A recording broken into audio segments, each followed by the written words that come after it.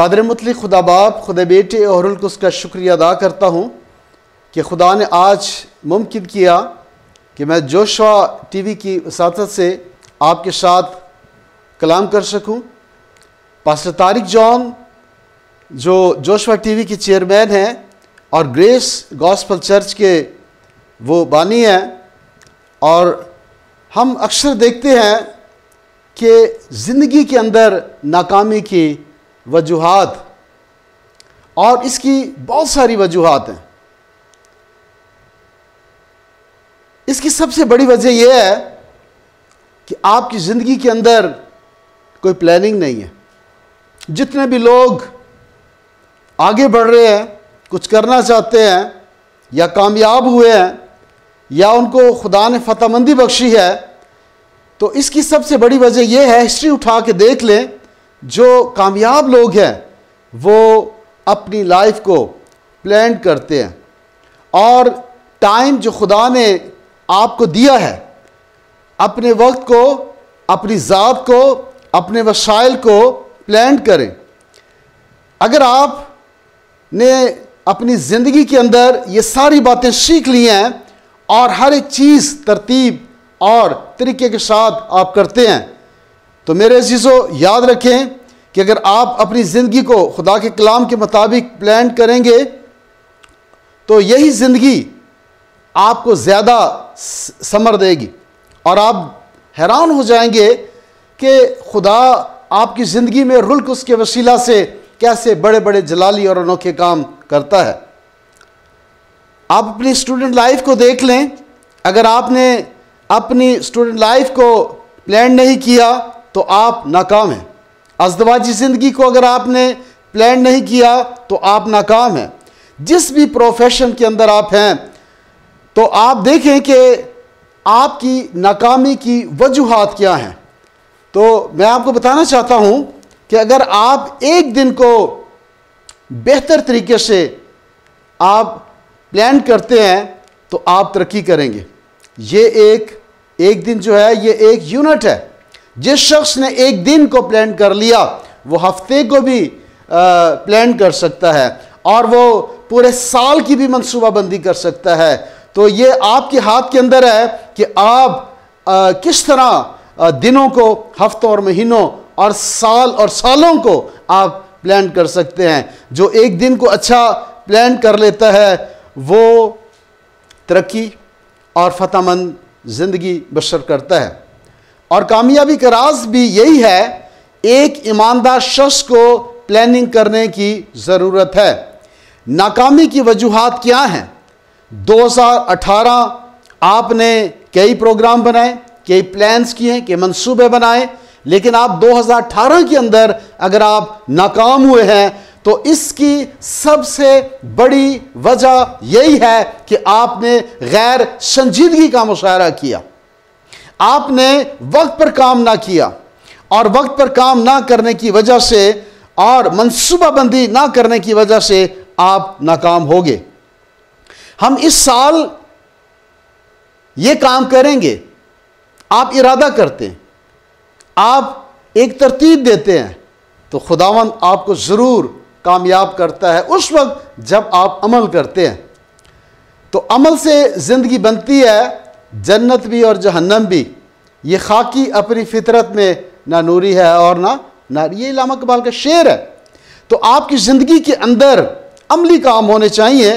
2019 के अंदर भी शायद आपने सोचा हो कि हम ये काम करेंगे, लेकिन जब तक आप वक्त की कदर ना करें और अपने आप को खुदा के सुपुर्द ना करें और मनसूबाबंदी ना करें, आप कभी कामयाब नहीं हो सकते। मैं आपके सामने मुकद्दस लूका तबीब की मार्फत लिखी गई इंजील और उसका 14वां बाब और उसकी 15वीं आयत से पढ़ूंगा। बड़ी ज़ियाफ़त की ये तमसील यहाँ पर दी गई है। जो उसके साथ खाना खाने बैठे थे उनमें से एक ने ये बातें सुनकर उससे कहा, मुबारक है वो जो खुदा की बादशाही में खाना खाए। उसने उससे कहा, एक शख्स ने बड़ी ज़ियाफ़त की और बहुत से लोगों को बुलाया और खाने के वक्त अपने नौकर को भेजा कि बुलाए हुओं से कहे आओ अब खाना तैयार है। इस पर उसने मिलकर उज़र करना शुरू किया। पहले ने उससे कहा मैंने खेत खरीदा है, मुझे ज़रूर है कि जाकर उसे देखूं, मैं तेरी मिन्नत करता हूं मुझे मासूर रख। दूसरे ने कहा मैंने 5 जोड़ी बैल खरीदे हैं, उन्हें आजमाने जाता हूं, मैं तेरी मिन्नत करता हूं मुझे मासूर रख।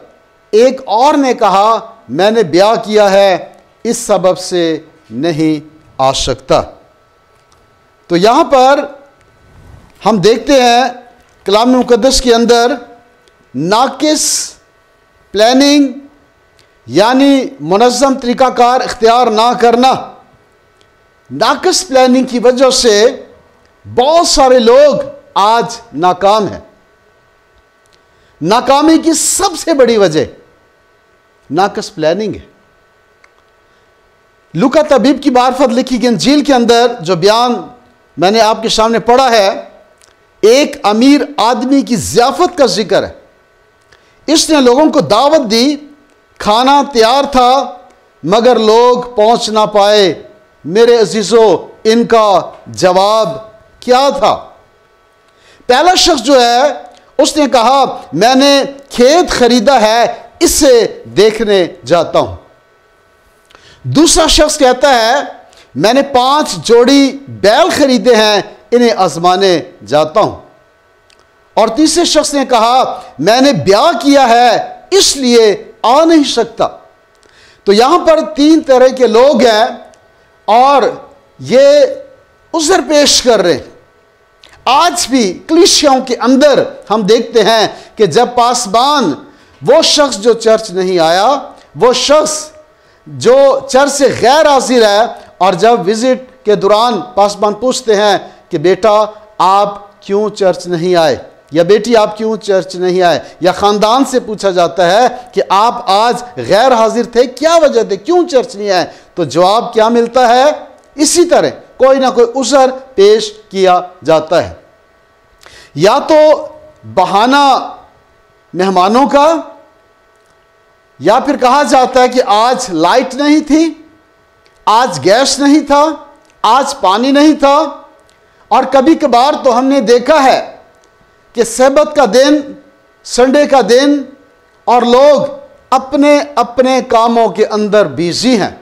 घर का सामान निकाल लिया जाता है, और हमने देखा लोग वाइट वॉश कर रहे होते, सफाई कर रहे होते हैं, और कई दफ़ा बहनें मशीन लगाकर बैठ जाती है और वो कपड़ों की धुलाई के अंदर मगन होती हैं। और दिन कौन सा है? दिन इबादत का है, सब्त का है, चर्च जाने का दिन है, प्रस्तिश करने का दिन है, सताइश का दिन है, शुक्रगुजारी का दिन है, तमजीद का दिन है। पर इस बात को भूल गए कि आज कौन सा दिन था। कलाम मुकद्दस के अंदर यशाया नबी की मार्फत लिखी की किताब के अंदर हम देखते हैं उसका 58वां बाब और सब्त के ताल्लुक से हम देखते हैं कि 13वीं आयत के अंदर लिखा है अगर तू सब्त के रोज अपना पांव रोक रखे और मेरे मुकद्दस दिन में अपनी खुशी का तालिब ना हो और सब्त को राहत और मुकद्दस और राहत और खुदावन का मुकद्दस और मौसम कहे उसे और उसकी ताज़ीम करे, अपना कारोबार ना करे, अपनी खुशी और बेफायदा बातों से दस्तबरदार रहे, तब तू खुदावन में मसरूर होगा और मैं तुझे दुनिया की बुलंदियों पर ले चलूँगा और मैं तुझे तेरे बाप याकूब की मिरास से खिलाऊँगा, क्योंकि खुदावंद ही के मुँह से ये इरशाद हुआ है। तो यहाँ पर सरबुलंदी और प्रॉस्पेरिटी का जिक्र है। ये उस वक्त होगा जब आप मंसूबा बंदी करेंगे, जब आप अपनी लाइफ को, उस दिन को, हफ्ते को आप प्लान करेंगे, तो फिर मेरे अजीज़ों आपको खुदा फतहमंदी बख्शेगा।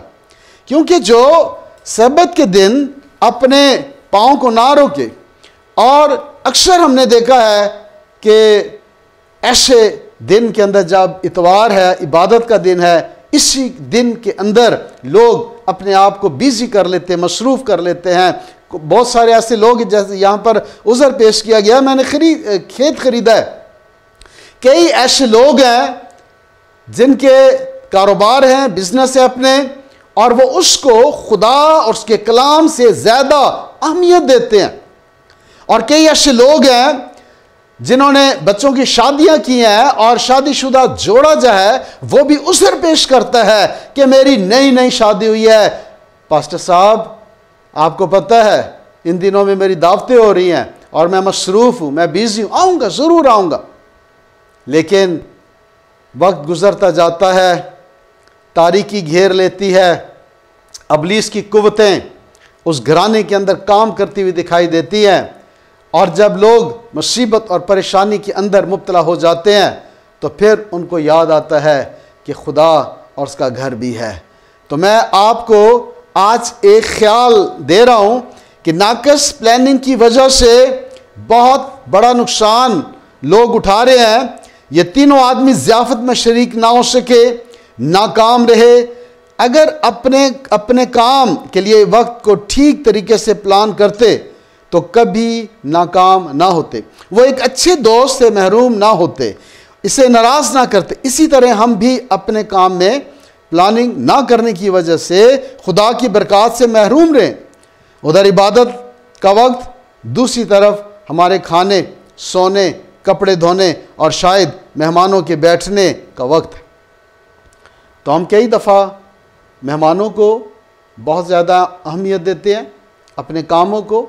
लेकिन याद रखिए कि जो लोग अपने घर की मनसूबाबंदी नहीं करते, अपने बच्चों की एजुकेशन की मनसूबाबंदी नहीं करते, अपने ख़ानदान यानी अज़दवाजी ज़िंदगी की मनसूबाबंदी नहीं करते, अपने कारोबार की मनसूबाबंदी नहीं करते और ठीक टाइम पर कोई काम नहीं करते, वो ज़िंदगी के अंदर नाकाम तरीन लोग हैं और वो कभी आगे नहीं बढ़ सकते, तरक्की नहीं कर सकते। हमेशा तरक्की वही लोग करते हैं जिनकी ज़िंदगी के अंदर डिसिप्लिन है। आएँ, सरों को झुकाएं, आंखें बंद करें और हम खुदा के हुज़ूर इस बात को रखें कि 2018 गुजर गया, 2019 के अंदर हम एक तब्दीली लाएंगे और हम खुदा का खौफ रखते हुए हम पूरे हफ्ते को, महीने को और इस साल को हम प्लान करेंगे ताकि इस साल के अंदर खुदा एक जलाली काम करे। और यकीनन जब आप एक मनसूबाबंदी करेंगे, आप मुनज़्ज़म तरीके से जिएंगे तो खुदावंद आप पर मुकाशफात को खोलेगा, भेतों को खोलेगा, जलाल को ज़ाहिर करेगा, कुदरत को ज़ाहिर करेगा।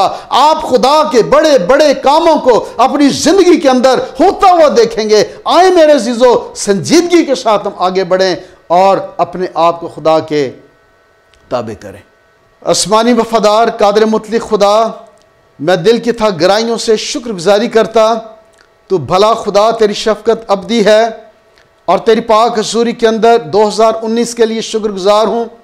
और खुदा, मेरी ये दुआ है कि हमारी क्रिश्चियन कम्युनिटी के लोग आए खुदा अपनी लाइफ के अंदर मनसूबाबंदी करें और खुदावंद अपने बच्चों के लिए, अपने घरानों के लिए, अपने आए खुदावंद कारोबार के लिए, अज़दवाजी ज़िंदगी के लिए और बच्चों की एजुकेशन के लिए, इबादत के लिए आए खुदा, ताकि तेरा जलाल और तेरी कुदरत ज़ाहिर हो। और खुदावंद जितने लोग आए खुदावंद जोशुआ टीवी देख रहे हैं, उन सब के लिए मैं हिकमत, फ़हम और दनाई को मांगता हूँ और इल्तमास करता हूँ खुदा कि इन्हें हिकमत, फ़हम और दनाई अता कर, ताकि खुदा ये अच्छी प्लानिंग कर सकें और इससे तेरे नाम को जलाल मिले।